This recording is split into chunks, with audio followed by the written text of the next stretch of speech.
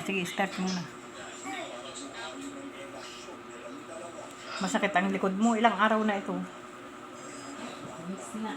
2 linggo? Hindi lang. 1 buwan? Ah, Ito ang masakit niya. Balikat. ayan. Payat na ba ako? Oo, magpataba. Uminom ka ng vitamin. Ano vitamins mo iniinom? Bigyan mo nga ito ng vitamin na yung pagpataba. Nag-inom ako ng ito para ako namayat.